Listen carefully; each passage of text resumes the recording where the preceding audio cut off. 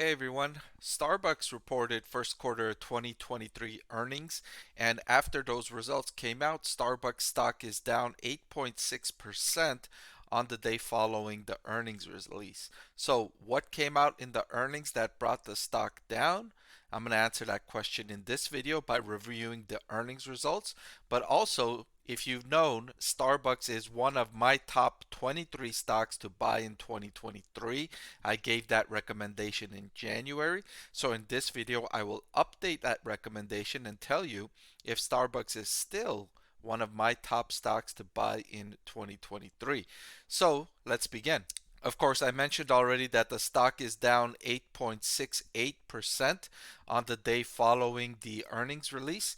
But if we look at a bit of a longer view picture year to date, so far in 2023, even after this big drop, Starbucks stock is still up 5.23%. So if you followed my recommendation and you bought Starbucks stock in January when I recommended it, you would be up 5.23% right now, even after this big drop.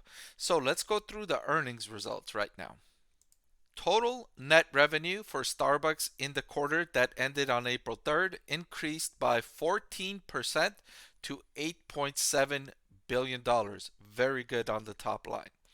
Earnings per share soared by 36.2% to 79 cents. This was up from 58 cents in the same quarter last year. Normally, when you see a company grow revenue by double digits, grow earnings per share by 36%, the stock price would not drop by 9%. There was something special here, and I'm going to talk about what happened that brought Starbucks stock down. So stay tuned. I will get to that, I promise you. Comparable store sales increased by 11%. That was driven by a 6% increase in transactions, meaning people visited Starbucks more often, and a 4% increase in average ticket, meaning when people did visit Starbucks, they spent 4% more.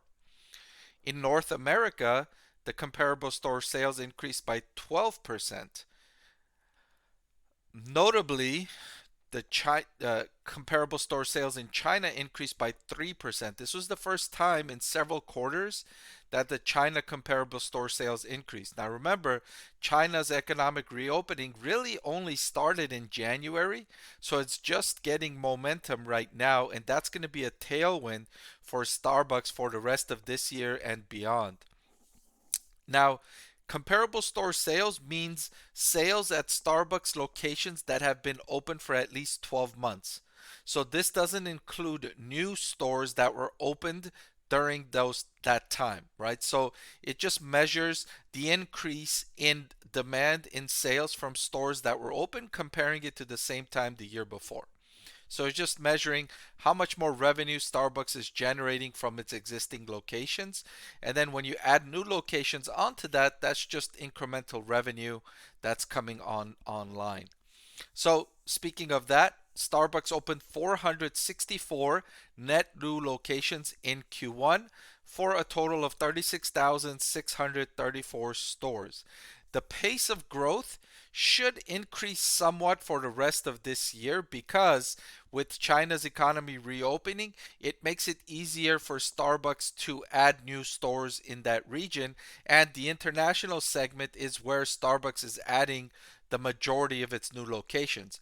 Of this 464 new stores, more than 350 of them came from international locations. Only 100 was from North America. So Starbucks growth in new locations is coming primarily from international segments. So now with those economies reopening, they were later to reopen than the US. That's going to allow Starbucks to expand or increase the pace of new store openings. Speaking of the international segment, which includes China, the comp sales jumped by 7%. This is after falling by 8% in the same quarter the year before. So it fell and now it's recovering. Additionally, in the international segment, operating profit margin increased to 17% from 10.6% the year before. So a big jump in operating profit margin.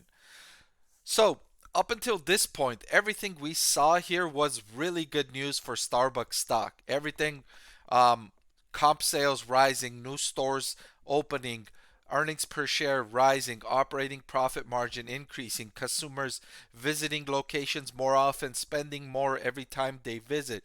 So all good news. Why did Starbucks stock fall by 9%? From this last sentence I have here, the last bullet point. Because in the conference call, management said we continue to expect revenue to grow between 10% and 12% for the year, while earnings per share will grow between 15% and 20%. On its own, those are very good numbers. And when management gave those numbers initially, Starbucks stock price increased. This was about 3-4 months ago when Starbucks management initially gave that forecast. But the reason this same forecast brought the stock down this time is because the first quarter was so good. The first quarter was so good with revenue jumping by 14%, earnings per share jumping by 36%, that investors were expecting Starbucks to raise these targets.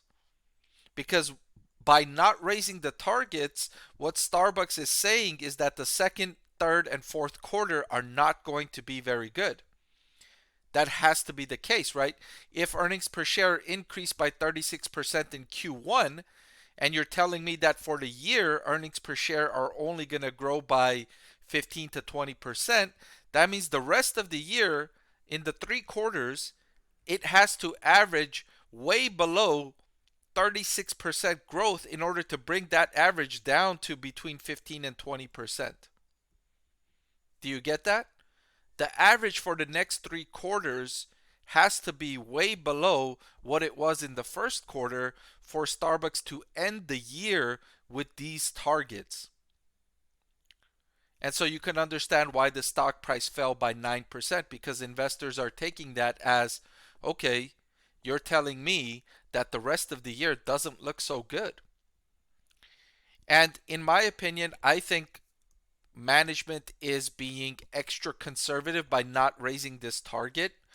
Now, there is reason for that. The worldwide economic slowdown is feared, so there could be a recession, and so management is being thoughtful of the potential for a recession.